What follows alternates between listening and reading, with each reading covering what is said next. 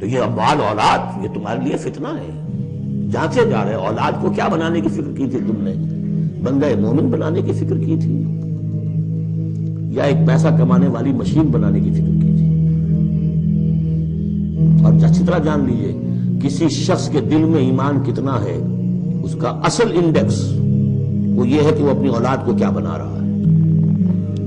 اس نے خود کتنا ہی بہروپ جو ہے وہ بنا بیٹھا ہو، بہت بڑا عالم دین اور مسند نشین اور بہت بڑا صوفی اور بہت بڑا مرشد، لیکن یہ دیکھیے اس نے اپنی اولاد کو کیا بنانے کی کوشش کی ہے. اس کا اصل جو باطن ہے وہ وہاں نظر آئے گا، ویلیوز جو اس کے اندر ہے وہ وہاں نظر آئے گا. تمہارے مال اور تمہاری اولاد تو ایک آزمائش ہیں اور اللہ ہی ہے جس کے پاس بڑا اجر ہے. اس موقع پر رسول اللہ صلی اللہ علیہ وسلم کا یہ ارشاد بھی نگاہ میں رہنا چاہیے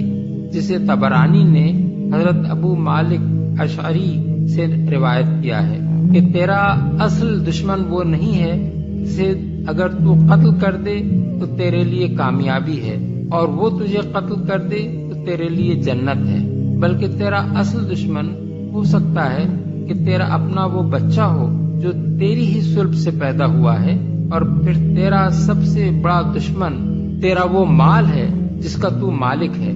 اسی لیے اللہ تعالیٰ نے یہاں بھی اور سورہ انفال میں بھی یہ فرمایا ہے کہ اگر تم مال اور اولاد کے فتنے سے اپنے آپ کو بچا لے جاؤ اور ان کی محبت پر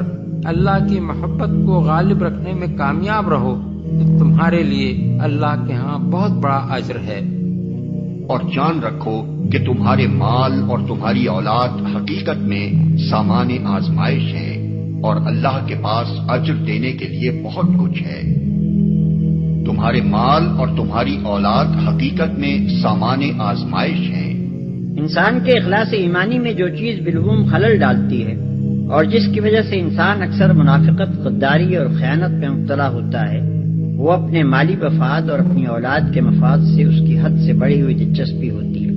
اسی لیے فرمایا کہ یہ مال اور اولاد جن کی محبت پہ گرفتار ہو کر تم عموماً راستے سے ہٹ جاتے ہو،